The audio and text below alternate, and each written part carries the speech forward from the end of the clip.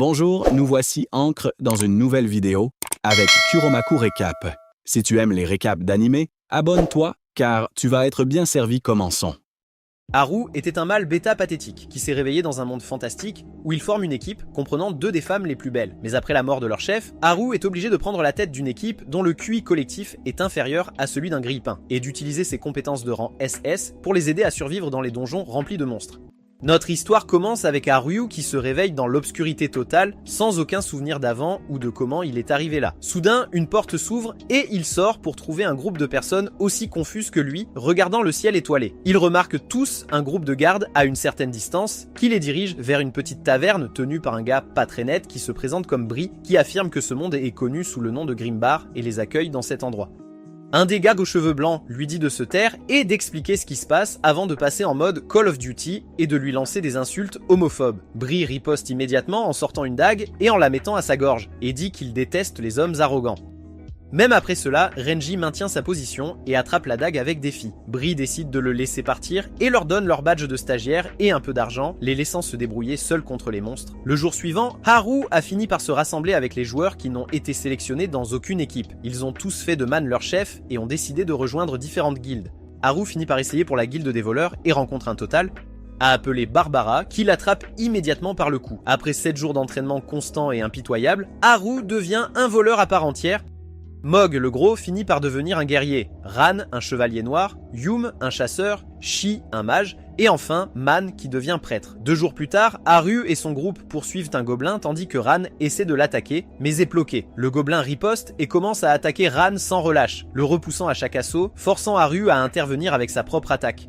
Même Haru est vaincu et tombe alors que Ran lui dit de tuer le gobelin. Haru lui dit qu'il va lui enfoncer une épée dans le derrière quand soudain une flèche l'effleure à peine. Elle a été tirée par Yum, qui était en quelque sorte un soldat impérial, tandis que le papa du groupe, Man, leur dit de rester concentrés et de s'en tenir aux armes de courte portée. En entendant cela, le gros nommé Mog essaie d'attaquer le gobelin, mais son épée géante se coince dans un arbre, tandis que le gobelin fait une danse Fortnite, puis l'attaque avant de reculer. Le gobelin se retourne soudain pour apercevoir Shi, la waifu locale, et court vers elle plus vite que mon père ne s'est enfui de moi et l'attaque avant qu'elle ne puisse se défendre avec la magie. Heureusement pour elle, Grand-Papa Man intervient à temps et la sauve d'une attaque du gobelin. Elle commence à pleurer à cause d'une égratignure comme une femme pas si indépendante, mais l'homme la guérit immédiatement avant de donner à tout le monde une motivation en expliquant que c'est une question de vie ou de mort, ce qui remonte le moral de tout le monde et il se prépare faire à combattre. Ran ne peut pas croire que les gobelins soient censés être les monstres les plus faibles dans ce monde, tandis que Haru réalise qu'à ce stade, ils sont encore plus faibles que les monstres les plus faibles et sont obligés de fuir.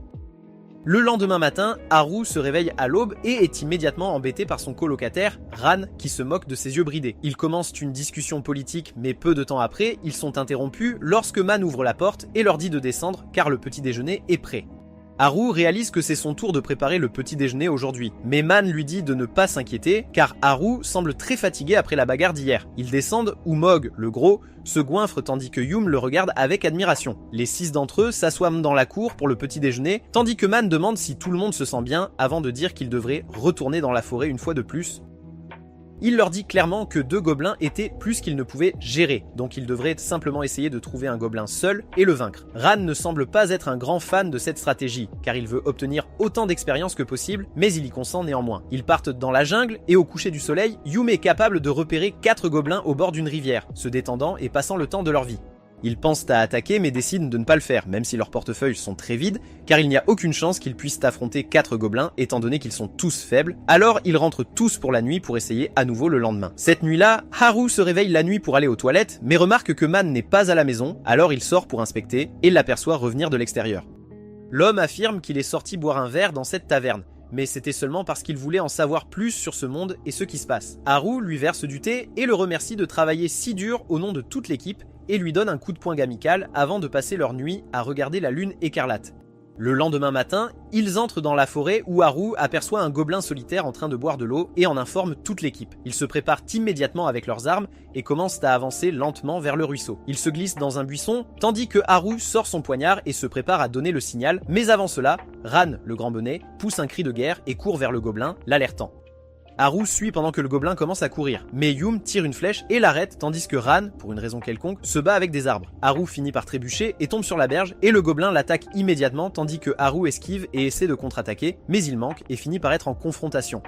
Soudain, il se souvient de son entraînement et tranche le poignet du gobelin, ce qui énerve le gobelin et il attaque à nouveau. Haru continue d'esquiver et de fuir pendant que Man dit à tout le monde d'attaquer. Rance se précipite immédiatement pour donner un coup sauvage, mais rate et se fait botter le derrière dans la poussière pendant que le gobelin essaie immédiatement de l'achever. Heureusement, Man le sauve avec son bâton tandis que Shi chante un sort et lance un sort magique, mais rate complètement. Ils entourent tous la créature misérable tandis que Mog l'attaque sans relâche, essayant de maintenir la pression, mais le gobelin recule seulement pour se faire poignarder dans le dos par Ran.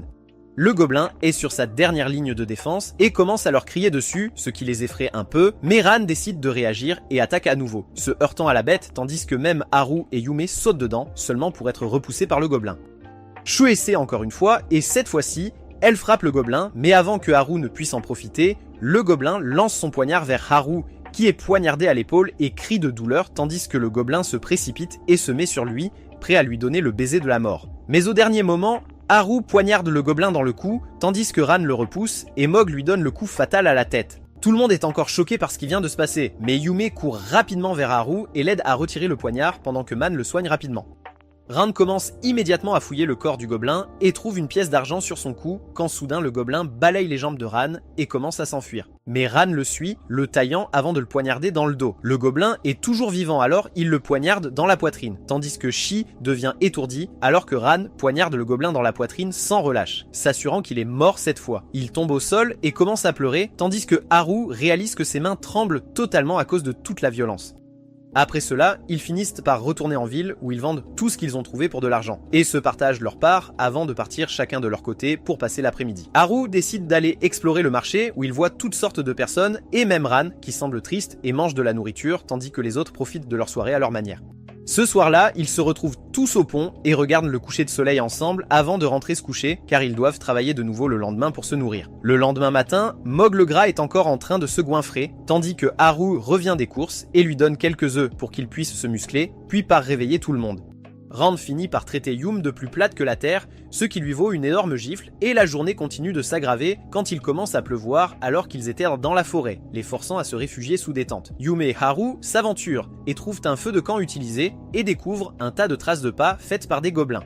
Haru compte au moins 3 paires de traces de pas et décide de battre en retraite pour le moment. Il retourne vers le reste de l'équipe et tous décident de rentrer pour la journée, car il est impossible de combattre quoi que ce soit sous cette pluie, ce qui signifie qu'ils ne gagneront rien aujourd'hui non plus. 3 jours passent pendant lesquels ils ne gagnent littéralement rien à cause de la forte pluie et ils sont si pauvres que Haru ne peut même pas se permettre une paire de sous-vêtements et lave et réutilise la même paire encore et encore. Le jour suivant, il se dirige vers une ville voisine qui est totalement en ruine, mais qui est connue pour être la base des gobelins. Mais la bonne chose est que les gobelins ici ne sont pas très alertes, ce qui en fait une cible facile. Haru sort et trouve un gobelin endormi dans une maison abandonnée et rapporte au gang. Et ils partent tous pour la chasse. Ils prennent leur position et Ran s'approche lentement d'un gobelin et le poignarde dans le cou, le réveillant.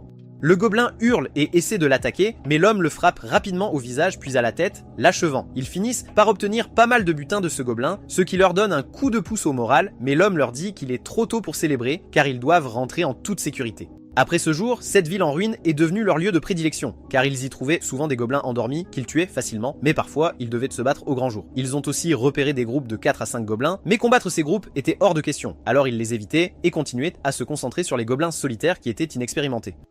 Bientôt, ils ont commencé à accumuler de l'argent et finalement, Haru a eu assez d'argent pour pouvoir acheter un sous-vêtement après quelques négociations difficiles, afin qu'il n'ait plus à se passer de sous-vêtements. Ran et Mog dépensent leur argent en nourriture et en ramènent même un tas à la maison. Mais Man leur dit de ne pas dépenser trop, car s'ils économisent suffisamment, ils peuvent apprendre de nouvelles compétences qui les aideront pendant les combats. Ils sont tous d'accord avec ce sentiment et décident de retourner dormir pour repartir à l'aventure le lendemain. Le lendemain matin, Man et Shi sortent pour chercher les provisions du matin, mais en revenant, Man décide de nourrir des oiseaux et aperçoit Shi qui regarde curieusement. Il lui demande si elle veut essayer, mais même si elle refuse d'abord, elle accepte plus tard et essaie de nourrir l'oiseau. Un des pigeons finit par sauter sur ses mains et elle recule avant de tomber. Heureusement, le grand man finit par la sauver et elle est charmée. Ce jour-là, ils se dirigent tous vers les ruines pour affronter quelques gobelins et l'un des gobelins se précipite vers Ran pour une confrontation directe.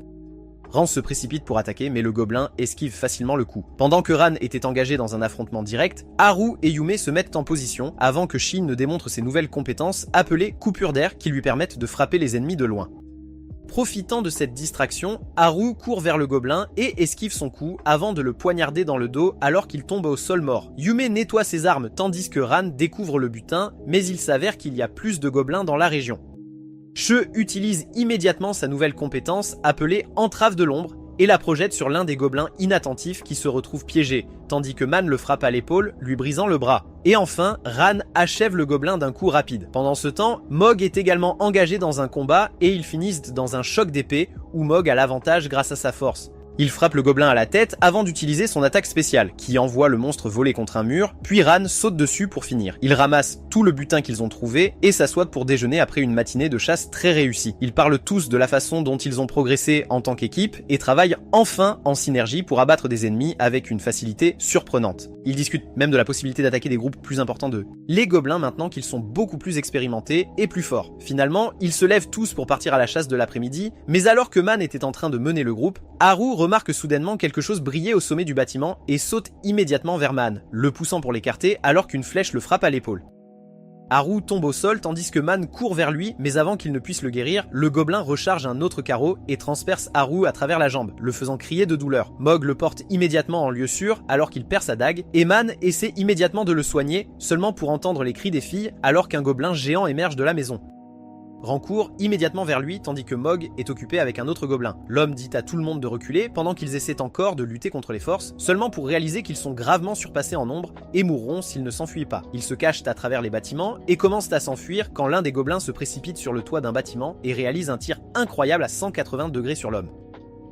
Même après cela, l'homme continue de courir et ils finissent par se retrouver dans la forêt où ils respirent tous difficilement. Haru remarque que l'homme a l'air un peu pâle et soudainement il tombe au sol alors qu'Haru aperçoit un carreau d'arbalète dans son dos. Il l'entoure rapidement et essaie de l'aider, mais l'homme était le seul à connaître la magie de guérison. Il essaie de se soigner mais cela ne fonctionne pas tandis que Haru lui demande ce qu'il devrait en faire. Un homme essaie de dire quelque chose, mais finit par mourir à cause d'une perte de sang excessive juste devant eux, alors qu'ils essaient de le ranimer. Quand le soir arrive, ils retournent tous en ville et courent directement vers le temple en portant l'homme. Haru va immédiatement voir le prêtre en chef et le supplie de sauver l'homme. Le vieil homme va le voir, mais leur dit qu'il ne peut plus sauver l'homme car il est déjà mort. Ran se met en colère et menace le vieil homme tandis que Haru le supplie désespérément d'essayer quelque chose pour le ranimer. Momo retient Haru pendant que le vieil homme leur dit qu'il n'y a rien à faire maintenant et que la meilleure chose à faire est d'offrir à Man des funérailles appropriées, car dans cette région, lorsqu'un soldat tombé au combat n'est pas enterré correctement, il devient un zombie et est recruté dans l'armée du roi démon. La maman demande s'ils doivent incinérer l'homme et le vieux monsieur hoche la tête en signe d'approbation. En entendant cela, Shi tombe par terre et a une crise de panique tandis que Haru demande si cela coûte de l'argent. Le vieux monsieur affirme que cela coûte un certain montant, mais que s'ils ne l'ont pas, il paiera car l'homme était son élève. Haru lui crie qu'ils paieront pour les funérailles de l'homme quelle que soit la dépense, car c'était leur camarade et ami qui mérite un adieu digne. Tout le monde pleure leur chef d'équipe qui était toujours calme, posé et réfléchi et s'assurait qu'il survivait quoi qu'il arrive. Et après l'avoir incinéré, il disperse ses cendres dans une belle vallée pour qu'il puisse retourner à la terre parmi les fleurs magnifiques. Ils se couchent tous là où ils se trouvaient, ne sachant plus quoi faire, car Man était celui qui faisait des plans et mettait tout en mouvement. Mais maintenant qu'il est parti, le groupe se sent sans but et complètement perdu. Ran se lève enfin et leur dit qu'il rentre. Haru lui demande où il va, mais il répond simplement que n'importe où serait mieux, car il n'a pas l'intention de rester assis ici à ruminer pour les morts. Cela lui vaut une autre gifle de Yume qui crie sur lui et laisse sortir toute sa frustration avant de tomber à genoux et de pleurer pendant que Ran rentre toujours seul. Haru et les autres restent assis là pendant un certain temps, tandis qu'il regarde autour de lui pour voir toute son équipe se désagréger. Ce soir-là, Haru et Momo vont à la taverne voisine et aperçoivent Ran assis seul à une table. Ils le rejoignent pour boire quelques verres en discutant de ce qu'il faut faire quand Ran leur dit qu'il ne veut plus partir à l'aventure. Il affirme qu'il n'a plus la volonté ni l'envie d'aller en forêt ou de tuer des ennemis et qu'il va simplement trouver un autre emploi. Haru essaie de lui faire entendre raison, mais cela conduit à une explosion totale car lui et Ran commencent à crier l'un sur l'autre, alors qu'il accuse même Haru d'être la cause de la mort de Man, comme si Man aurait eu assez d'énergie pour se guérir si lui n'avait pas été touché 2 fois par les flèches.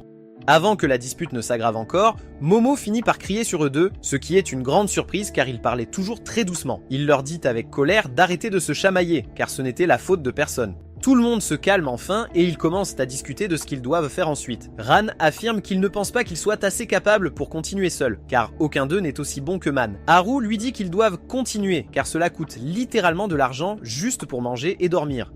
Soudain, un gars nommé Kik s'approche d'eux. Il prétend les avoir entendus parler de loin et demande comment ils vont. Il lui parle de la mort de leur chef et ami, Man, et il se sent désolé pour eux, mais dit qu'ils doivent continuer, mais qu'ils auraient besoin d'un prêtre. Il prétend que les prêtres sont le centre d'une équipe et ne devraient jamais être en première ligne, car c'est une connaissance de base et du bon sens que tout ennemi essaiera de cibler votre guérisseur et de l'éliminer si l'occasion se présente, car les guérisseurs sont les membres les plus problématiques de l'équipe qui maintiennent l'ensemble du groupe uni. Il prétend que dans son groupe, le prêtre est toujours protégé par 2 guerriers à tout prix. Cela rend Momom triste, car c'était toujours lui qui avait besoin d'aide. Et au lieu qu'il soit un tank, Man était toujours forcé d'occuper la position de soigneur, de tank, ainsi que d'attaquant. Il leur dit de ne pas se morfondre là-dessus, car ce qui est fait, et leur dit de continuer. Mais avant cela, il leur dit de recruter un prêtre dans leur groupe, car sans prêtre, ils sont tous aussi bons que morts. Haru affirme que plus personne ne rejoindra leur groupe, car ils sont probablement l'équipe la plus faible et ils n'ont ni argent ni autre incitation. Kik leur dit de continuer d'essayer et promet de leur trouver quelques candidats avant de partir vers une autre table. Le lendemain matin, l'équipe est présentée à un visage impassible, appelée Marie. Elle est censée être prêtre, mais elle semble être le contraire de l'homme car elle n'a ni sourire ni charme. Ils essaient de se présenter, mais Marie s'en fiche vraiment et leur demande où ils vont. Haru lui dit qu'il pense qu'ils devraient retourner aux ruines, mais Marie lui dit de se décider avant de parler s'ils vont ou non aux ruines. Ran tente d'intervenir et lui dit de changer d'attitude, mais son caractère froid le rend mal à l'aise, et il s'excuse simplement sans raison. Elle dit à Haru de commencer à bouger, sinon elle rentrera chez elle, tandis que toute l'équipe se sent mal à l'aise avec la dynamique de groupe, incertaine de savoir combien de temps cette alliance pourrait durer. Plus tard dans la nuit, les garçons sont allés à la taverne pour se saouler à nouveau, tout en discutant de la situation difficile dans laquelle ils avaient été mis. Il se souvient de la difficulté qu'il avait à coopérer avec Marie, car lorsqu'il dessinait un plan, elle refusait tout simplement d'aller se battre, car selon elle, elle est une prêtresse qui doit se cacher et n'aidera que lorsqu'une personne est blessée. Ran a essayé de lui parler de ça et lui a dit qu'elle devait aussi se montrer lors des combats, mais elle l'a complètement ignoré, au point que tout le monde était assis par terre pendant que Ran et Marie se disputaient sur les stratégies, bien que ce soit le travail de Haru de les organiser. Enfin, quand il s'agissait de combats réels, Marie les ignorait totalement, ainsi que leur formation, ce qui a même rendu Momaman furieuse. Et quand ils ont finalement affronté un gobelin, Ran a été blessé, tandis que Yum et Haru ont fini par repousser le gobelin ensemble. Haru a dit à Marie de soigner Ran pendant qu'ils retiennent les gobelins, mais Marie a simplement répondu que ses blessures n'étaient pas si graves et qu'il n'y avait pas besoin de gaspiller de mana pour une si petite blessure. À cause de ce désordre, les gobelins qui étaient sur le point d'être vaincus ont fini par utiliser la distraction pour s'enfuir et ils n'ont rien tiré de ce combat. Haru noie simplement sa tristesse dans les boissons en pensant à quel point le grand papa Man aurait pu contrôler cette situation avec facilité, car lorsqu'il était là, 2 gobelins étaient un jeu d'enfant pour eux. Mais Haru pense qu'il n'est pas assez capable de faire la même chose quoi qu'il arrive. Ran leur dit qu'ils devraient simplement l'oublier et traverser la ville en ruine en gagnant autant d'argent que possible pour pouvoir s'acheter l'insigne du rang suivant. Haru lui dit qu'ils ne peuvent pas simplement laisser tomber un prêtre de leur groupe. Quand soudain tout le monde se tait alors que Renji entre dans la taverne, semblant vivre son fantasme d'isekai, car il est complètement couvert d'une armure impressionnante de la tête aux pieds. Il passe devant tout le monde et s'approche de Haru avant de lui donner une pièce d'or comme cadeau parce qu'il se sentait mal à propos de la mort de Man. Haru se lève immédiatement et suit Renji, lui rendant sa pièce, affirmant qu'il apprécie le geste mais qu'il ne peut pas accepter cette pièce. Renji accepte simplement et passe à autre chose tandis que Haru revient à la table où Ran est furieux contre Haru pour avoir refusé la pièce, car une pièce d'or équivaut à 100 pièces d'argent et avec autant d'argent ils auraient pu acheter des badges pour tout le monde dans leur équipe. Maman prétend que l'homme n'aurait pas aimé s'ils avaient simplement accepté l'argent de quelqu'un, mais Ran n'est toujours pas d'accord. Haru prend soudainement la parole et affirme que ce n'est pas seulement Marie qui est le problème, c'est tous. Selon lui, ils ne communiquent pas du tout et depuis la mort de l'homme, ils ont à peine parlé avec les filles pour commencer. Ran leur dit de trouver un moyen de les rendre amis à nouveau, mais Haru lui dit qu'il n'a aucune idée de comment le faire. Plus tard, cette nuit pluvieuse, Haru attend dehors pendant que Yum sort du bain. Il lui demande si elle est en colère contre eux, mais elle répond très froidement qu'elle ne l'est pas. Haru s'excuse auprès d'elle, disant que c'était sa faute et qu'il aurait dû lui demander à elle et à Shi d'abord avant d'inviter Marie à leur fête. Il lui dit qu'il pensait qu'il ne pouvait rien faire sans un prêtre, alors il a probablement pris sa décision trop rapidement. Yume crie soudainement que ce n'est pas à propos de ça, avant de se précipiter vers Haru et commence à pleurer, affirmant qu'elle et Shi ne sont pas doués pour exprimer leurs sentiments et se sentent mises à l'écart depuis la mort de Man. Haru répond que même lui a du mal à exprimer ses sentiments, tandis que Yume lui dit qu'ils étaient amis tous les 6. Ils formaient toujours une équipe, mais depuis la mort de Man, ils ont tous combattu pour eux-mêmes sans se soucier des autres. Tout à coup, Haru réalise qu'il a essayé trop fort de remplir les chaussures de Man, espérant tout faire par lui-même. Mais Man n'était jamais comme ça. Il a toujours fait confiance à son équipe et s'est assuré que tous remplissèrent leur rôle et travaillaient ensemble pour surmonter tous les obstacles possibles. Il s'effondre totalement comme un et commence à pleurer toutes les larmes de son corps, et cette fois Yum commence à le réconforter, le serrant dans ses bras en lui disant que tout ira bien bientôt. Après une longue séance à exprimer leurs sentiments, ils se calment enfin sur la terre, se serrant dans les bras et s'allongeant comme le font normalement les meilleurs amis, et Yum lui dit qu'elle fera de son mieux pour devenir amie avec Mari, et qu'ils vont sûrement se remettre de cela. Alors qu'ils étaient allongés, Shea ouvre sa fenêtre de salle de bain pour laisser échapper un peu de vapeur, quand soudain elle remarque Yum dans une position très compromise, car de son angle, on dirait qu'elle souffle dans la trompette de Haru. Haru est immédiatement troublée et commence à lui dire que ce n'est pas ce qu'il semble être, mais elle s'excuse simplement et se sent gênée avant de fermer la fenêtre.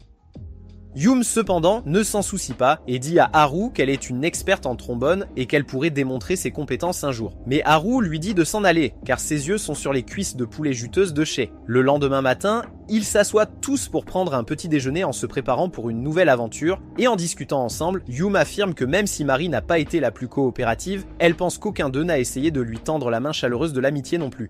Elle leur dit qu'à partir d'aujourd'hui, elle essaiera d'être gentille avec Mari et de se faire son amie. Mog commente qu'il veut être gentil avec elle mais qu'elle n'écoute jamais personne et qu'elle ne soigne jamais personne non plus. Tandis que Ran leur dit qu'il va la faire tomber amoureuse de lui et qu'ainsi elle essaiera d'être plus gentille avec tout le monde. Tout le monde ignore tout simplement cet idiot, tandis qu'Haru leur dit qu'ils doivent y aller doucement car elle ne peut pas soudainement devenir amie avec tout le monde dans leur groupe, et ils sont tous d'accord. Plus tard dans la journée, ils sortent tous pour la rencontrer, et cette fois-ci, ils la saluent tous. Et même si elle les ignore au début, plus tard elle finit par les saluer en retour, et elle les suit. En chemin, Yum tente de lancer une conversation et demande à Mari ce qu'elle a mangé pour le petit déjeuner, et avec toute sa force mentale, Mari répond qu'elle a mangé le matin. Elle essaie de poursuivre la conversation en demandant si elle aime les encas, mais Mari lui dit simplement qu'elle ne grignote jamais et c'est le secret de sa silhouette parfaite. Enfin, ils entrent dans la ville en ruine et se cachent derrière des décombres après avoir repéré un groupe de gobelins devant. Haru élabore un plan et leur dit que Ran et Mog attaqueront en premier, tandis que Haru et Yume prendront le flanc et que Mari et elle-même doivent nous fournir un soutien. Ran et Mog procèdent à l'attaque initiale, surprenant les gobelins, tandis que Yume et Haru attaquent de l'autre côté, les prenant en étau. Le gobelin attaque Haru et il esquive de justesse, tandis que Shea fournit une couverture et Yum vient en soutien. Ils commencent tous deux à attaquer les gobelins et Tamam, tandis qu'à l'autre bout, Mog et Ran se font toucher par leurs adversaires et essaient de battre en retraite. Mari crie immédiatement à Mog et lui dit de rester en avant et de ne pas battre en retraite car il est le guerrier, ce qui énerve Ran qui traite Haru de snob. Ram est attaqué, mais il esquive, puis il donne un coup de pied au gobelin avant de se précipiter pour un coup massif, poignardant le gobelin dans le cou. Pendant ce temps, Mog parvient à gagner l'affrontement à l'épée et utilise ensuite sa lourde lame pour écraser complètement son adversaire, remportant le combat. Le dernier gobelin tient toujours bon contre Haru et Yume, brandissant deux épées, rendant leurs attaques difficiles à atteindre, mais elle arrive avec un sort de lien d'ombre et piège le gobelin sur place, donnant à Yum l'opportunité d'attaquer. Mais le gobelin se libère et s'éloigne juste à temps, seulement pour être attaqué par Haru qui glisse entre ses épées et délivre ensuite un énorme coup de poignard dans le dos, tuant immédiatement le gobelin. Ils semblent tous satisfaits de leur coopération, tandis que Mari s'approche de Mog qui a été frappé à la tête et lui demande d'enlever son casque pendant qu'elle examine la blessure. Elle s'excuse lorsqu'il ressent la douleur, puis utilise ses capacités de guérison pour soigner la blessure et arrêter le saignement avant de la nettoyer. Ran lui crie de le soigner aussi, mais elle lui dit qu'il n'a qu'une petite égratignure qui commence déjà à coaguler et que s'il veut vraiment être guéri, il n'a qu'à lécher sa blessure. Haru réalise qu'elle guérira les gens après la bataille lorsque la menace sera éliminée, car de cette façon, elle peut utiliser son mana plus efficacement et comprend enfin ses actions. Il retourne dans une maison abandonnée pour se reposer et ce faisant, Haru essaie de faire un peu de conversation et demande s'il existe différents types de prêtres. Mari répond qu'elle ne sait rien à ce sujet, mais Haru insiste en disant qu'elle semble avoir une manière bien définie de faire les choses en matière de guérison, alors que Man guérirait n'importe qui immédiatement dès qu'il se blesse.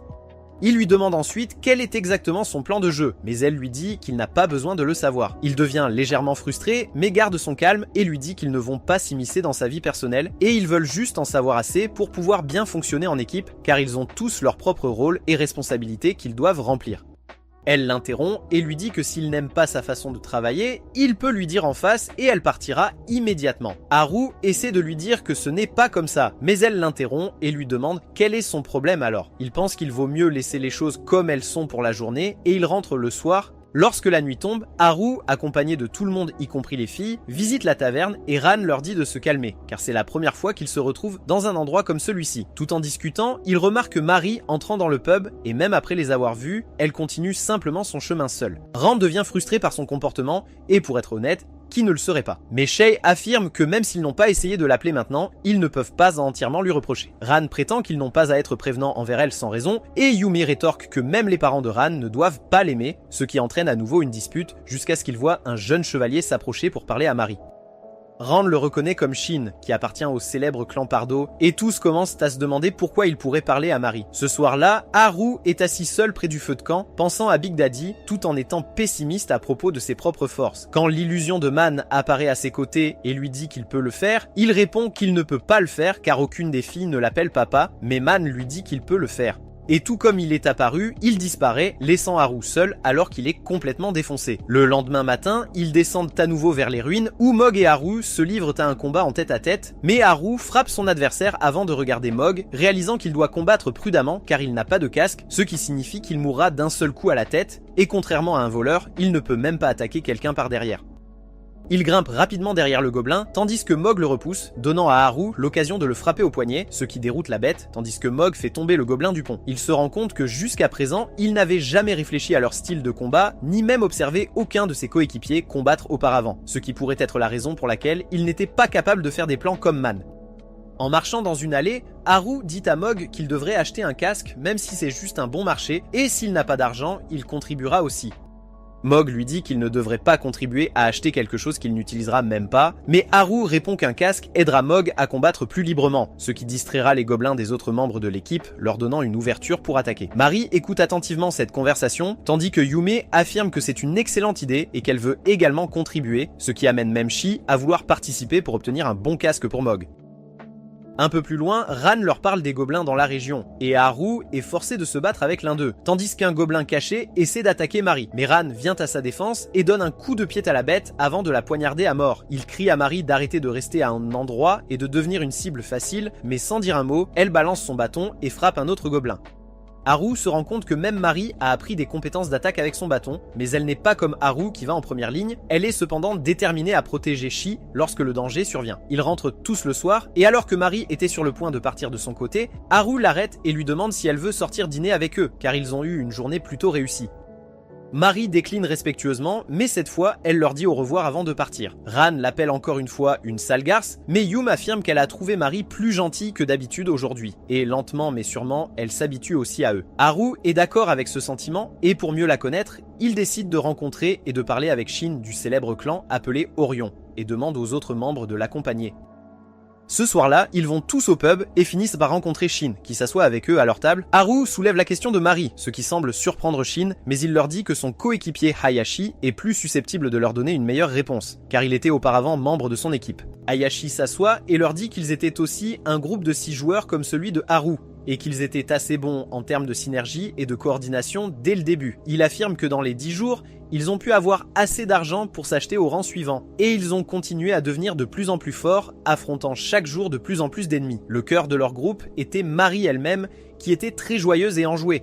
Elle ne laissait jamais personne de côté et était toujours prête à aider, au point que si quelqu'un se faisait même une petite égratignure, elle les soignait immédiatement.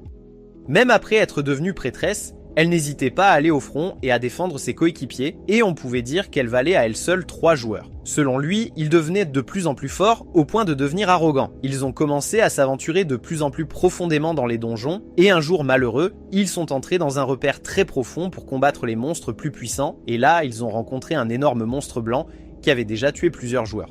Ils auraient dû courir, mais tout le monde dans leur équipe pensait qu'ils pouvaient y faire face. Et ce fut leur plus grosse erreur. Il a été assommé par le monstre, et quand il a repris connaissance, il a vu 2 de ses coéquipiers morts au sol, tandis que le guerrier de leur équipe essayait tout ce qu'il pouvait pour repousser le monstre. Il a crié à Mari de les soigner, mais elle n'a pas bougé et se contentait de s'accrocher au corps de l'un de ses coéquipiers, avant de se retourner avec des larmes dans les yeux et de crier qu'elle n'a plus de mana pour la magie. Le guerrier de leur équipe était complètement couvert de blessures, et il n'y avait rien que lui ou Mari puisse faire pour l'aider. D'une manière ou d'une autre, il s'est relevé alors que le monstre attaquait le guerrier et l'a envoyé valser, grièvement blessé. Le guerrier se relève d'une manière ou d'une autre avec l'aide de Mari et Hayashi et leur dit de quitter cet endroit immédiatement avant de leur donner son plaque d'identité. Hayashi réalise ce qui doit être fait et attrape les plaques d'identité des membres restants de l'équipe avant de traîner Mari en arrière alors que le guerrier décide de donner sa vie pour sauver ses 2 chers amis. La dernière chose qu'ils ont vue était le monstre attaquant leur ami et après cela tout était flou dans leur mémoire. Après cela, ils ont fini par rejoindre le clan de Shin, mais Mari est partie assez rapidement car c'était trop douloureux pour elle de rester au même endroit que Hayashi, car cela lui rappelait constamment les personnes qu'elle avait perdues. Depuis ce temps, elle passe continuellement d'un groupe à l'autre et ne reste jamais trop longtemps dans un groupe, car elle a peur de créer des liens et de s'attacher aux gens. Il se lève ensuite de son siège, s'incline avant de leur demander de prendre soin d'elle et s'en va. Shin leur dit qu'il peut comprendre la douleur de perdre quelqu'un, car lui aussi a perdu d'innombrables camarades auparavant, et leur dit de chérir leur amitié, car ils ne réaliseront sa valeur qu'une fois qu'elle sera partie. Sur le chemin du retour chez eux, Ran commence à se plaindre que ce n'est pas parce que Shi a eu un passé difficile qu'ils doivent être particulièrement gentils avec elle. Selon lui, chacun d'entre eux a eu un passé difficile, et si Shi n'est pas prête à faire des efforts pour aller de l'avant et se faire des amis, alors il n'est pas intéressé non plus.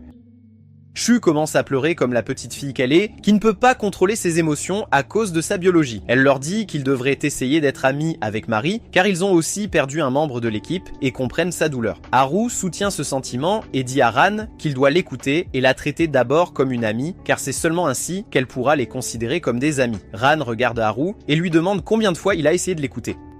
Il se plaint que personne n'écoute jamais ce qu'il veut dire et que tout le monde ignore ses idées. Yum répond que ses idées sont toujours nulles. Alors bien sûr, il les ignore, ce qui entraîne une autre dispute. Pendant ce temps, Haru réfléchit et réalise finalement que même Ran a l'impression que ses sentiments ne sont pas validés et décide de faire amende honorable. Il s'excuse auprès de Ran et lui dit qu'il fera plus attention à l'avenir et essaiera d'être plus un ami pour lui. Il lui dit d'arrêter de faire la chochotte et s'excuse auprès de Shi pour avoir dit de mauvaises choses sur Mari. Il leur demande alors comment il devrait interagir avec elle demain, ce qui fait même se demander à Haru comment ils vont l'affronter maintenant qu'ils connaissent son passé. Le lendemain matin, Yume et Haru exploraient à nouveau la zone pendant que le temps était maussade et pluvieux, lorsque Haru remarque qu'un des gobelins a son poignard qu'il a laissé tomber le jour de la mort de l'homme. Il s'énerve à cause de cela et essaie de se précipiter pour le récupérer, mais Yum le pousse rapidement juste à temps alors qu'un des gobelins proches les a à peine ratés et a continué sa patrouille. Il s'excuse auprès d'elle en disant qu'il n'a pas été lui-même ces derniers jours et lui dit qu'il devrait essayer de découvrir où se trouve sa cachette secrète. En attendant, Ran, Shi, Mog et Mari se détendent dans un bâtiment abandonné, passant le temps et attendant que Yum et Haru arrivent. Ils reviennent enfin complètement trempés par la pluie et annoncent qu'ils n'ont pas pu trouver de bonnes cibles car tous les gobelins étaient soit en grand groupe, soit extrêmement alertes et dans des positions difficiles à atteindre. Ran déclare qu'ils devraient rentrer s'il n'y a rien à faire ici et tout le monde se lève, mais Haru leur dit qu'il veut d'abord parler à Mari. Elle semble être surprise par cela, mais elle lui fait face courageusement, lui demandant ce qu'il veut, et lui dit que s'il veut qu'elle quitte la fête, il n'a pas besoin de tourner autour du pot, et peut lui dire directement, et elle partira immédiatement. Haru réalise qu'ils ont tous agi de manière étrange depuis qu'ils ont entendu l'histoire de Mari, et elle a dû le remarquer et penser qu'il voulait la mettre à la porte. Haru lui promet qu'ils ne veulent pas qu'elle parte et commence à parler. Il lui dit qu'avant elle, ils avaient un prêtre appelé Man, qui était aussi leur chef. Il continue que l'homme a fini par mourir de la main des gobelins, ou plus honnêtement, c'est leur négligence qui a coûté la vie à l'homme. Il lui dit que l'homme les soignait même s'ils avaient une petite éraflure, et qu'en plus de cela, il était aussi le bouclier du groupe avec Mog. Essentiellement, il faisait 3 emplois seul, et même après cela, il ne leur a jamais fait réaliser et a silencieusement porté tout le poids seul, et est mort à la fin. Il prétend que lorsque Man est mort, tous pensaient que c'était la fin pour leur groupe, mais pour survivre, ils avaient besoin d'argent, et pour partir à l'aventure, ils avaient besoin d'un prêtre, et c'est la seule raison pour laquelle ils la voulaient dans leur équipe. Il lui dit qu'à l'origine, ils étaient simplement un groupe de personnes qui n'avaient été pris dans aucune équipe, alors Man a décidé de se lier d'amitié avec eux, et a créé cette fête, et maintenant même après son départ, ils sont toujours de bons amis qui se soutiennent dans les bons et les mauvais moments. Ensuite, il dit à Mari que, peu importe ce qu'elle pense, il la considère aussi comme une amie. Mari semble un peu surprise, mais Shi ajoute qu'elle la considère également comme une amie, et bientôt chacun d'entre eux, y compris Ran, dit à Mari qu'ils veulent tous être ses amis. Après cela, lorsque la pluie cesse enfin dans la soirée, ils rentrent tous chez eux alors qu'un magnifique coucher de soleil peut être vu à l'horizon. Juste avant qu'ils ne prennent des chemins séparés, Haru invite Mari à les aider à trouver un casque pour Mog, mais sans surprise, Mari s'excuse simplement car elle ne pourra pas venir. Haru insiste et lui demande si elle aimerait se joindre à eux pour le dîner, mais elle les regarde avec des yeux tristes et leur dit qu'elle a besoin d'un peu plus de temps pour ça. Ensuite, elle leur dit au revoir et s'enfuit, tandis que le reste du groupe part à la recherche d'un casque pour Mog au marché. Ils ont pu trouver un casque adéquat et sont rentrés pour la journée. Après cela, combattre des gobelins est devenu un peu plus facile, car Mog pouvait charger les ennemis sans aucune crainte, et chaque jour, ils commencent à reprendre leur rythme. Maintenant, leur travail d'équipe devient suffisamment bon pour qu'ils puissent abattre un groupe de 4 gobelins sans trop de problèmes, et parallèlement, chaque jour, ils se rapprochent de plus en plus de Mari qui, lentement mais sûrement, s'ouvre à eux. Ils ont commencé à se rendre dans ces ruines chaque jour pour chasser les gobelins et bientôt, tout le monde les a connus sous le nom de Goblin Slayers, et chaque fois qu'ils allaient au pub, certains d'entre eux, jour après jour, ils ont continué leur attaque contre les gobelins, et bientôt, ils n'ont eu aucun mal à abattre tous les gobelins qui se mettaient en travers de leur chemin, tout en améliorant leur équipement avec l'argent qu'ils pouvaient obtenir. Bientôt, ils ont même pu reconnaître un gobelin d'un autre, et finalement, ils ont pu inviter Marie à dîner avec eux, et pendant que tout le monde riait, Marie avait toujours l'air sombre, et Haru a réalisé qu'il ne l'avait jamais vu sourire auparavant. Ils ont vite pu investir dans de meilleures armures et ont même appris de nouvelles compétences comme celle de Haru qui étouffe ses pas pour s'approcher discrètement des ennemis, suivi par la magie de l'ombre de Shi qui endort tout ennemi pour une courte durée. Ran a pu acquérir la capacité de faire un pas en arrière pour rapidement créer une distance entre lui et l'ennemi, puis sa capacité de pousser qui lui permettait de se lancer très rapidement avec une attaque de coup de poignard, surprenant souvent les ennemis. Pendant ce temps, Mog a investi dans la compétence Cri de guerre, qui paralyse les ennemis pendant un court instant, ce qui suffit à Yum avec sa précision accrue pour s'en occuper. D'un autre côté, Marie a toujours été à quelques niveaux au-dessus d'eux, donc elle n'avait pas vraiment besoin d'investir dans quoi que ce soit. Pendant ce temps, Haru a appris une nouvelle capacité qui lui permet parfois de voir le chemin que doit prendre sa lame pour tuer l'ennemi en un seul coup. Ce soir-là, ils rentrent tous pour passer une bonne nuit de sommeil, car ils ont décidé de finir enfin les gobelins restants des ruines, devenus beaucoup plus puissants qu'avant, et croient qu'ils peuvent tous les éliminer en un seul coup et enfin venger la mort de Man. Le lendemain matin, ils se réunissent tous prêts pour le raid et ont une dernière discussion de groupe où ils mettent toutes leurs mains ensemble et Haru fait un discours sur combien il aimait le personnel de Big Daddy Man et promet qu'aujourd'hui est le jour où ils vengeront la mort de leur coéquipier. Haru affirme que la dernière fois qu'ils sont entrés dans cette zone particulière, Man a été emmené loin d'eux et il ne pourrait jamais décrire la quantité de douleur qu'il a ressentie et leur dit qu'il ne veut plus jamais ressentir cela. Donc l'objectif principal est de rester en sécurité et de sortir de cette situation vivante.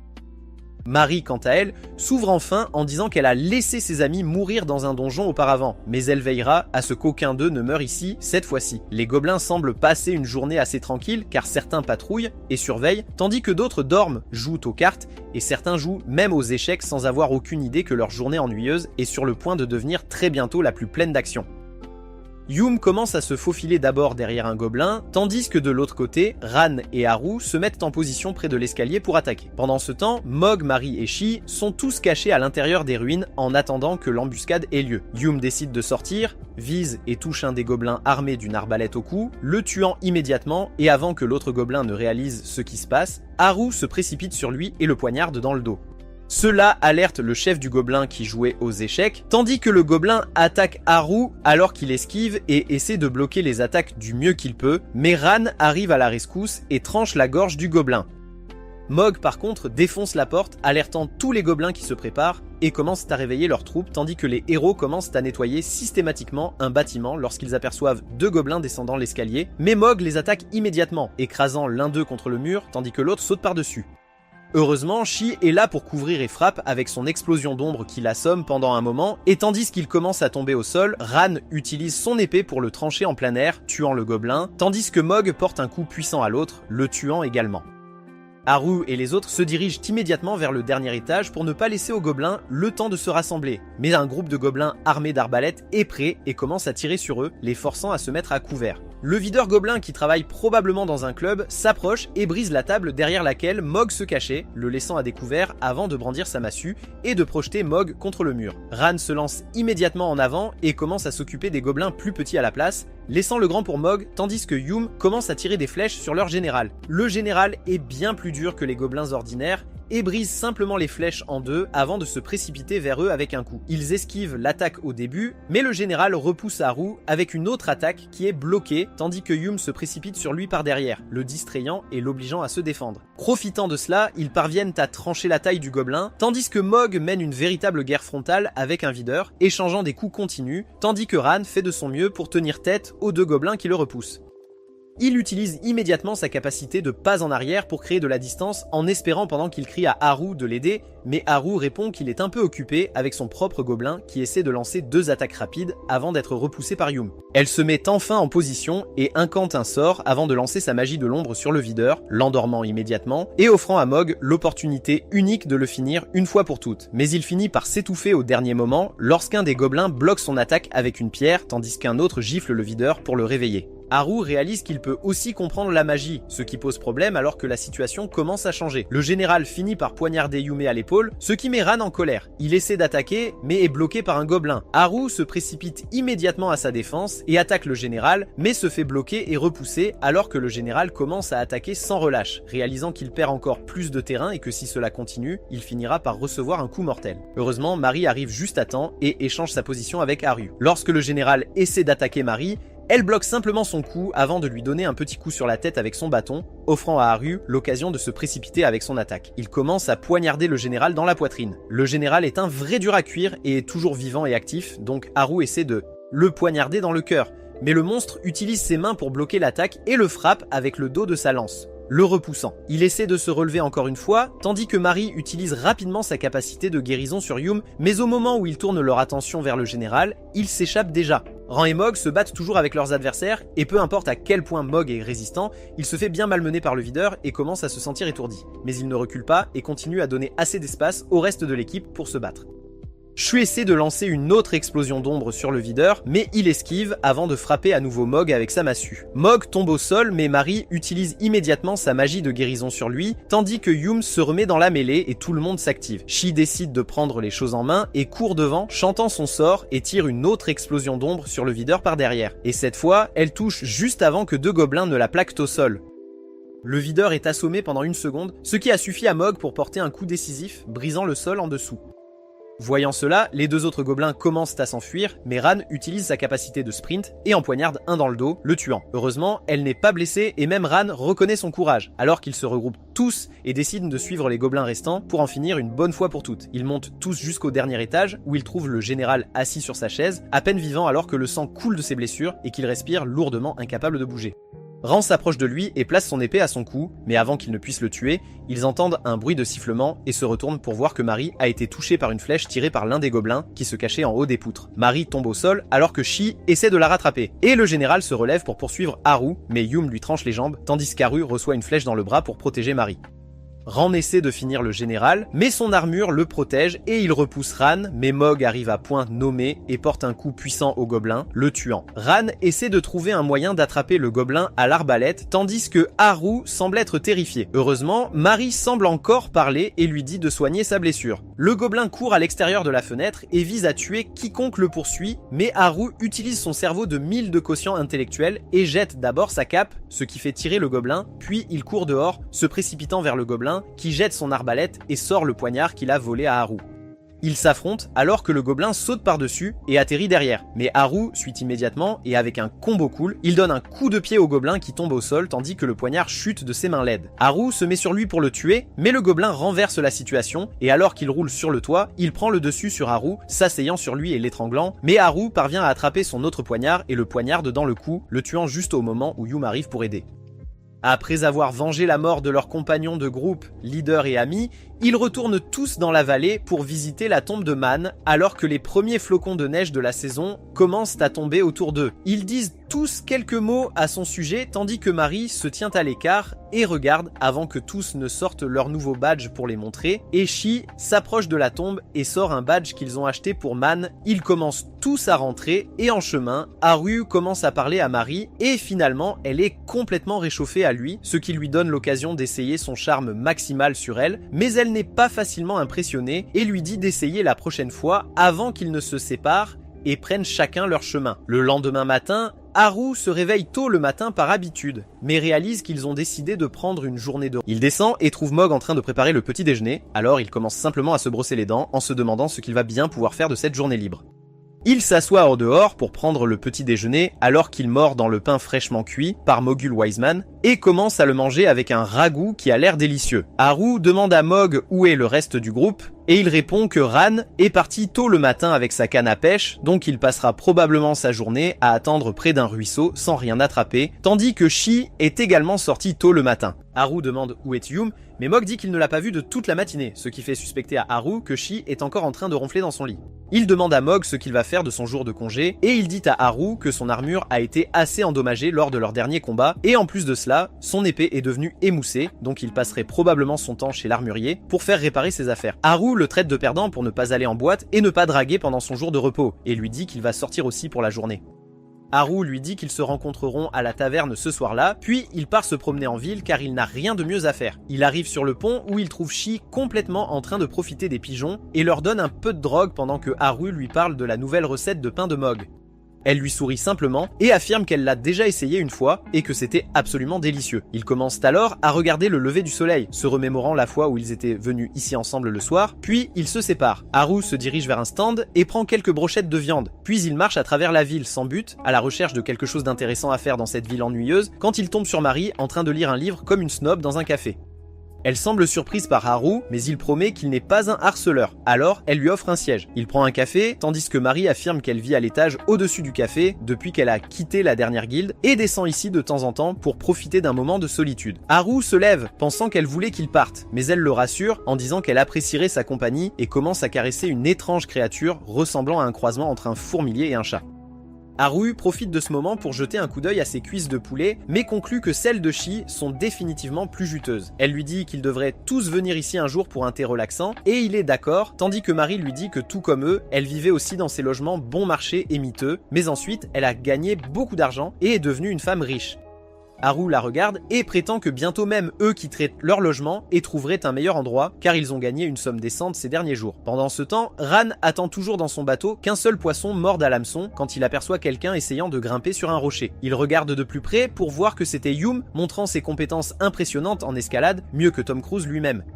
Mog, en revanche, est complètement dans l'ambiance alors qu'il prend simplement une sieste sur sa chaise après avoir récupéré toutes ses pièces d'armure. Mari et Haru quittent ensemble le café pour rejoindre les autres à la taverne, mais s'arrêtent en chemin pour admirer un autre magnifique coucher de soleil sur la mer Orange. Plus tard dans la soirée, ils se rassemblent tous à nouveau dans la taverne, et en discutant, Kik tombe à nouveau sur eux et leur dit qu'il y a eu des événements en ville. D'après lui, quelques aventuriers novices sont entrés dans la ville en ruine et ont fini par rencontrer un groupe de gobelins en armure qui ont tué plusieurs de leurs coéquipiers et en ont blessé quelques-uns aussi. Mari intervient et dit à Haru qu'elle est presque certaine qu'ils ont tué tous les gobelins de la zone principale en ruine, mais il est très possible qu'un groupe de gobelins qui pourrait leur être lié mais qui vivaient ailleurs soit revenu occuper cet endroit et se venger de ceux qui ont tué leur famille. Kik affirme cela en disant que, selon le bouche à oreille, ces gobelins étaient complètement préparés pour un combat et patrouillaient avec colère, cherchant chaque partie de la ville pour s'assurer qu'il n'y avait pas d'aventuriers à l'intérieur. Après avoir dit cela, Kik leur dit que ce n'est pas leur problème de toute façon et part avant de peloter la poitrine de Haru.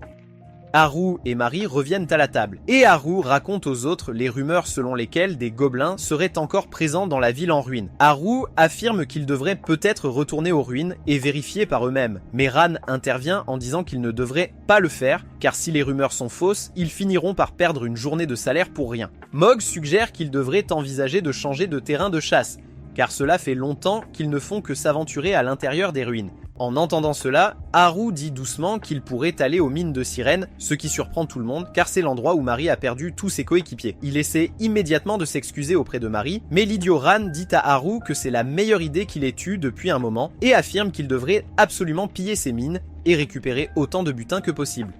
Yum demande s'ils en sont sûrs, car le monstre géant est aussi présent dans la même mine, et si l'équipe de Mari n'a rien pu faire, ils n'ont même pas la moindre chance contre lui. Ran lui dit qu'il devrait au moins essayer car le monstre a une prime de 30 pièces d'or. Haru lui dit de se calmer et dit à tout le monde que peu importe ce qui se passe, ils doivent changer leur terrain de chasse, car rester toujours et piller la même zone signifie qu'ils se sentent à l'aise avec l'endroit et finissent par faire des erreurs par négligence, car cela semble être une tâche facile. Il dit que c'est bien de se lancer des défis de temps en temps et il ne connaît pas d'autres endroits pour vivre une aventure, alors il pense qu'ils pourraient tenter leur chance à l'intérieur des mines et prendre des précautions supplémentaires pour ne pas embêter le grand monstre. Il propose d'aller aux mines de Sirène pour y faire de l'aventure. Yum prend la parole et affirme qu'elle ne pense pas qu'il soit mauvais d'aller au même endroit pour s'aventurer encore et encore, car ils se sont retrouvés dans des situations moins dangereuses dernièrement puisqu'ils se sont améliorés. Mais Haru lui dit que s'ils continuent à aller au même endroit, leur progression va stagner, et elle est d'accord avec ce sentiment. Soudain, Mari se lève de son siège et commence à respirer très fort. Elle regarde Haru avec un regard complètement désespéré. Elle leur demande de l'excuser un moment, puis elle s'éloigne seule du siège. Haru se lève immédiatement et commence à la suivre dehors. Mais elle disparaît dans l'obscurité de la nuit. Il continue de regarder dans la nuit étoilée et finit par la trouver en haut de l'escalier. Il s'approche d'elle, mais elle s'effondre et s'excuse d'être partie. Haru réfléchit à sa déclaration de vouloir se rendre à un endroit où elle a perdu tous ses coéquipiers et réalise que cela doit être une tâche immense pour elle de le surmonter mentalement. Elle lui dit qu'elle ne pense pas pouvoir rester calme et posée lorsqu'ils entrent dans les mines, non seulement maintenant, mais peut-être même à l'avenir. Haru comprend ses sentiments et lui assure qu'il ne la mettrait pas dans une position où elle serait mal à l'aise. Cela donne à Mari un peu de courage car elle se rend compte que si cela continue, elle ne pourra jamais dépasser ses coéquipiers ou ce qui s'est passé dans cette mine, ce qui n'est pas une façon de vivre. Elle regarde Haru et lui dit qu'elle veut son aide et celle de leur équipe car elle ne pense pas pouvoir le faire seule. Haru la rassure qu'ils seront à ses côtés quoi qu'il arrive, car ils sont amis et qu'elle peut compter entièrement sur eux chaque fois qu'elle sent que la situation lui échappe. Elle se lève et essuie ses larmes avant de le remercier pour ses mots et de dire qu'elle a hâte de leur prochaine aventure. Avant d'aller aux mines, ils décident tous de perfectionner leurs compétences et leur équipement afin d'avoir le maximum de chances de s'en sortir vivant. Haru est allé à la guilde des voleurs pour rencontrer son entraîneuse, Bar, qui lui dit qu'il est un peu rigide depuis la dernière fois qu'elle l'a vu. Et en un clin d'œil, elle se rapproche et met un couteau sous sa gorge. Elle lui dit que s'il se battait, Haru aurait été éliminé en un instant et sans lui donner le temps de répondre, elle le jette simplement au sol. Ils commencent à s'entraîner et Bar est dans des trucs un peu bizarres car elle continue de passer Haru à tabac chaque fois qu'elle en a l'occasion. Et après l'avoir battu tellement de fois qu'il ne peut même plus se lever, elle lui offre enfin le cadeau d'une vie en s'asseyant sur son ventre. Et ensuite, elle commence à le tourmenter, lui demandant s'il a déjà couché avec quelqu'un ou non. Haru est tellement fatigué qu'il répond honnêtement que même si son groupe a 3 filles, il est tellement nul qu'aucune d'elles ne l'a même regardé 2 fois. Bar se moque encore de lui, mais ensuite Haru change de sujet et lui demande à propos du chemin magique qu'il voit parfois en combattant les ennemis et ce que c'est exactement. Elle semble être impressionnée par cela et affirme que c'est un bon signe, car seuls les aventuriers qui ont acquis une quantité substantielle d'expérience peuvent le voir plusieurs fois. Elle commence à faire des poiriers sur lui tout en parlant davantage et en lui disant de ne pas devenir arrogant, car ce n'est pas quelque chose de très spécial. Haru demande si elle pourrait le voir et elle s'assoit à nouveau sur lui, affirmant qu'elle le voit de temps en temps ici et là, mais que cette capacité est quelque chose que l'on ne peut pas simplement se concentrer dessus, car cela vient tout seul. Elle lui dit que s'il veut le voir plus souvent, il doit devenir plus fort, puis elle recommence à l'entraîner. Quelques jours passent et finalement, l'équipe est entièrement prête à explorer les donjons de la mine de Sirène. Ils regardent la montagne tandis que Haru leur donne un conseil affirmant qu'ils vont en territoire inconnu et qu'ils doivent être plus prudents que jamais. Et avec ça de côté, leur voyage commence. Dès qu'ils entrent, le combat commence. Haru se retrouve face à un monstre bizarre qui tente de lui enfoncer le visage. Mais Haru évite l'attaque et essaie de contre-attaquer, mais échoue et est obligé de se retirer. Il percute Ran, qui perd également du terrain, tandis que Mog tue son monstre d'un seul coup. Yum sort ses couteaux et en lance un vers le cou du monstre avant d'utiliser l'autre pour lui trancher la gorge proprement. Mog décide d'aider les autres et se précipite vers l'ennemi de Haru, l'engageant dans un combat et servant de distraction. Haru en profite et s'élance par derrière, le mettant en prise corporelle avant de le poignarder dans la poitrine et de reculer. Maud lève son épée pour achever, mais le monstre est déjà mort par terre, alors il se dirige rapidement vers Ran, qui bloque l'attaque de son adversaire avant de se retirer et de réciter un sort, lançant un signe Illuminati et jetant un liquide rouge sur l'ennemi. Cette nouvelle compétence de Ran effraie l'ennemi et le rend indécis, ce qui les conduit à faire des erreurs. Le monstre se précipite vers Ran et commence à l'attaquer sans relâche, mais tout ce qu'il peut faire, c'est reculer encore et encore, perdant rapidement du terrain. Haru lui demande s'il a besoin d'aide, mais Ran refuse et lui dit de s'occuper de ses affaires. Il trouve enfin une ouverture et tranche le poignet du monstre avant de sauter dans les airs et de donner le coup de grâce.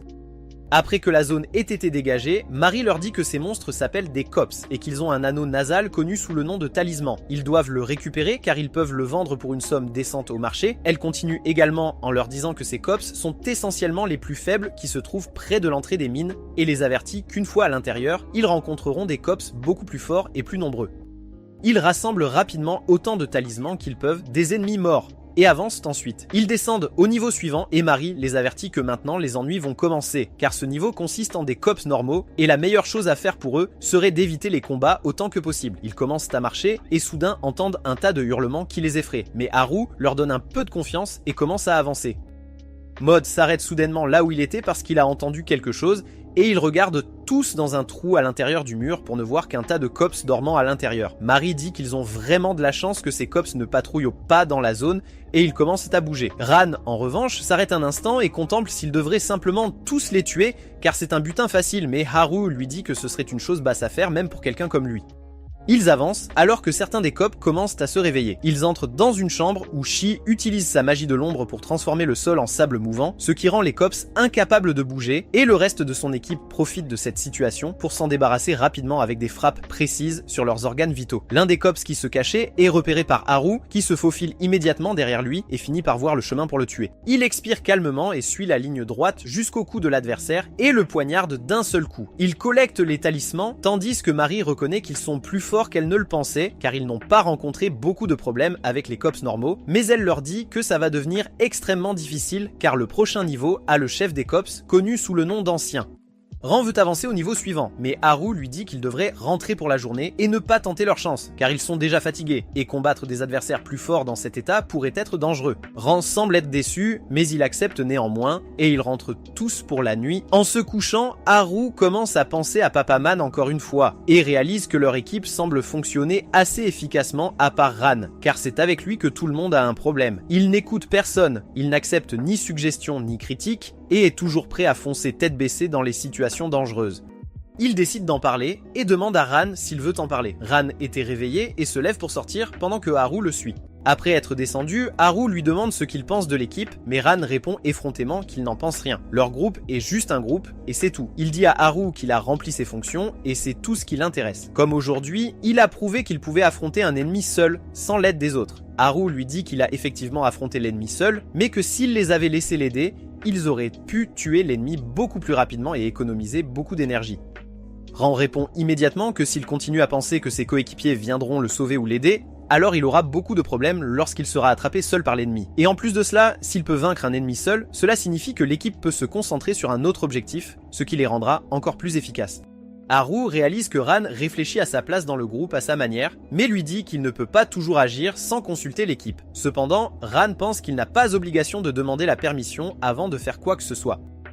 Haru lui dit que sa nature impulsive rend difficile pour l'équipe de comprendre ce qu'il veut vraiment, et que c'est complètement sa propre faute. Il dit à Ran qu'ils travaillent tous en équipe, et que pour cela, ils doivent communiquer. Ran répond que chacun a ses forces et ses faiblesses, mais Haru était toujours pressé de mettre en lumière les faiblesses de Ran. Il demande à Haru quelles sont ses faiblesses, mais Haru n'a jamais pensé à ce qu'il n'est pas bon et reste silencieux. Ran sourit et lui dit qu'ils peuvent jouer en équipe heureuse et amicale s'ils le veulent. Mais il n'a aucune raison ni envie d'être amical avec eux, et il continuera à faire ce qu'il fait de mieux avant de se coucher. Le lendemain matin, Haru se réveille au bruit des couteaux s'enfonçant dans une planche de bois et se lève pour voir Yum s'entraîner à lancer des couteaux. Il est impressionné par ses capacités tandis qu'elle lui montre les couteaux qu'elle a récemment achetés et qu'elle pratique tous les jours pour mieux les lancer. Après s'être étiré un peu plus, ils entrent enfin dans les donjons où Mari montre sa nouvelle capacité, qui ne fait pas beaucoup de dégâts, mais engourdit et affaiblit l'adversaire. Ce qui fonctionne très bien avec Ran et Maud, qui peuvent ensuite intervenir et achever l'ennemi avec leurs attaques puissantes. Ran finit par manquer et semble avoir du mal à se débrouiller avec l'ennemi, alors Haru saute immédiatement sur son dos et le poignarde dans le cou, tandis que Ran enfonce son épée dans le corps de l'ennemi, manquant à peine Haru d'un cheveu. Haru se fâche un peu à ce sujet, mais se rend compte que Ran est simplement né idiot, alors il se dirige pour aider Yum, qui essaie de se défendre contre l'un des cops. Alors Haru intervient pour donner un coup de main et tranche la jambe du monstre, donnant à Yum l'occasion de porter 2 frappes solides, tandis que Maud le finit en utilisant sa nouvelle capacité, appelée les poussées d'air, qui lui permet de réduire rapidement la distance et d'attaquer les ennemis à distance. Il rencontre enfin l'un des aînés, et Shi utilise immédiatement ses sorts magiques pour le ralentir. Haru leur dit que s'ils jouent bien leurs cartes, ils pourraient vaincre ce monstre sans subir de blessures. Mais avant qu'ils puissent réfléchir à un plan de jeu, Ran se précipite pour une attaque et tue le monstre immédiatement. Ensuite, ils descendent au niveau suivant qui semble être une sorte de terres agricoles ouvertes. Ils regardent tous autour et Yum aperçoit un groupe de choses ressemblant à des animaux étranges qui viennent vers eux. Ran essaie de les piquer avec son épée, mais Haru lui dit de ne pas le faire et ils recommencent à se chamailler. Soudain, Mari leur dit de se baisser et ils se laissent tous tomber immédiatement en voyant un groupe de cops chercher des signes d'intrus.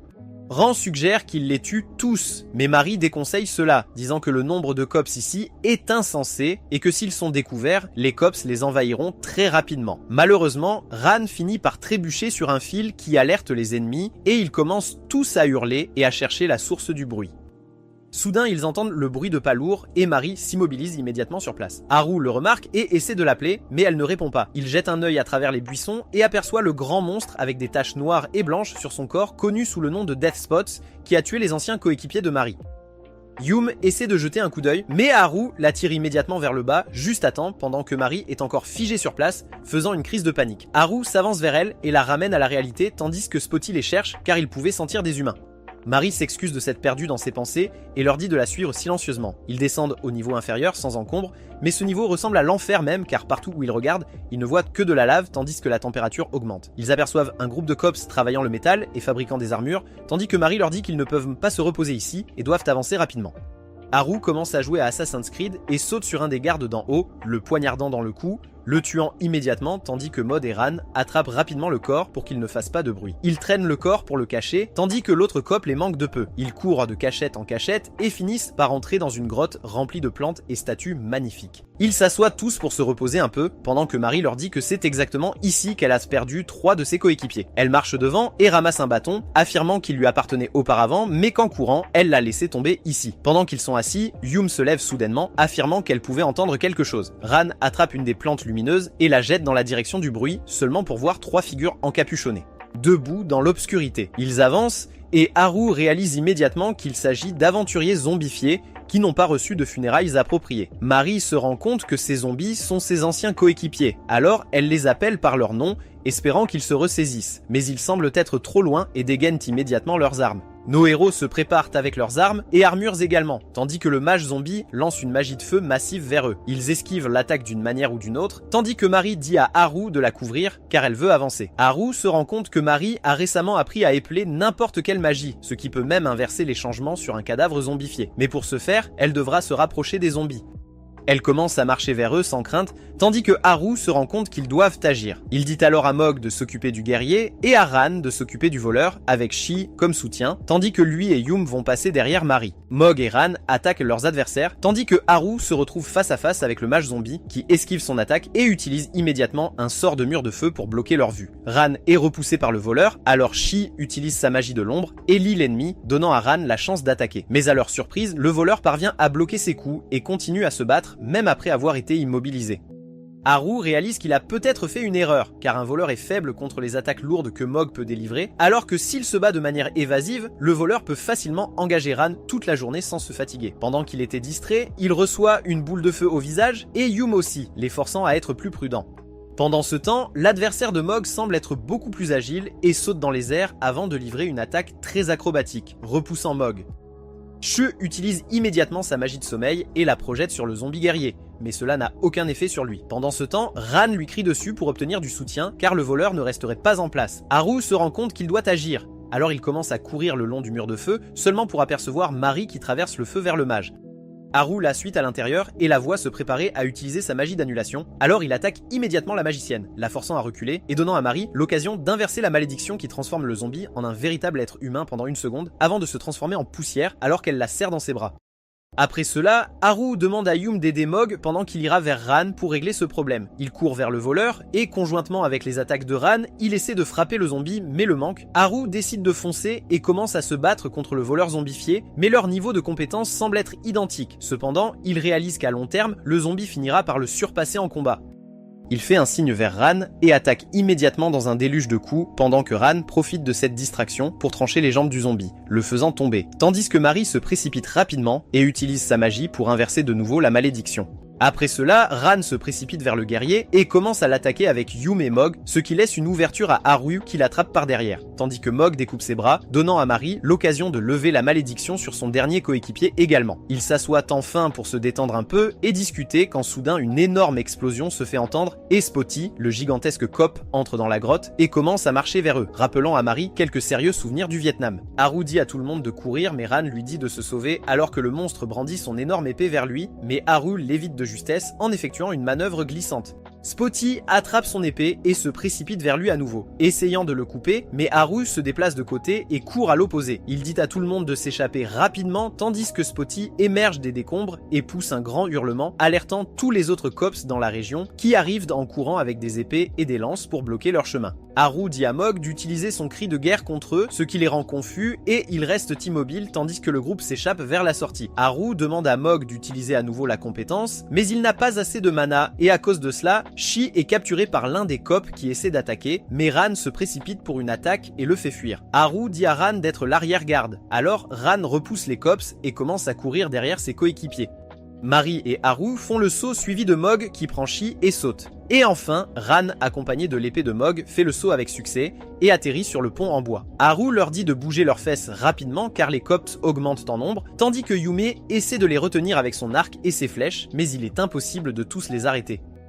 Soudainement, ils entendent un bruit fort et trouvent Spotty qui les suit en essayant de briser la structure sur laquelle ils se tiennent. Il finit par la déchirer et Haru commence à tomber mais essaie de courir sur les poutres qui tombent pour tenter de rejoindre son groupe quand il rate le dernier saut et commence à chuter. Heureusement, Ran arrive à la rescousse et attrape son bras alors que Haru est suspendu au-dessus du vide. Ran lui dit de grimper rapidement, et alors qu'il escalade, les ennemis commencent à leur tirer des flèches pendant que Spotty sort un bouclier géant et le lance vers eux. Haru atteint la sécurité, mais avant que Ran ne puisse le rejoindre, il commence à tomber. Haru est incapable d'attraper son bras alors qu'il tombe en bas dans les décombres au milieu des ennemis. Ran crie d'en bas et dit à Horyu de s'enfuir car il est maintenant le chef et doit s'assurer que l'équipe est en sécurité. Haru essaie de discuter mais se fait tirer dessus et est forcé de fuir. Il grimpe jusqu'à la ferme et informe l'équipe de ce qui s'est passé avant de dire à Mari de les sortir d'ici avant qu'ils ne meurent tous. Ils se cachent immédiatement derrière les murs lorsque l'ennemi commence à tirer et ils se préparent tous à bouger. Pendant ce temps, en bas, Ran prend une profonde respiration et crie à Spotty, affirmant qu'il sera celui qui vaincra le monstre de la mine seul. Son moment de gloire est de courte durée cependant, car les ennemis recommencent à le bombarder de flèches, le forçant à se cacher. Les cops essaient de grimper sur les décombres, mais Ran ne se laisse pas faire et commence à lancer des morceaux de débris pour les empêcher de gagner du terrain.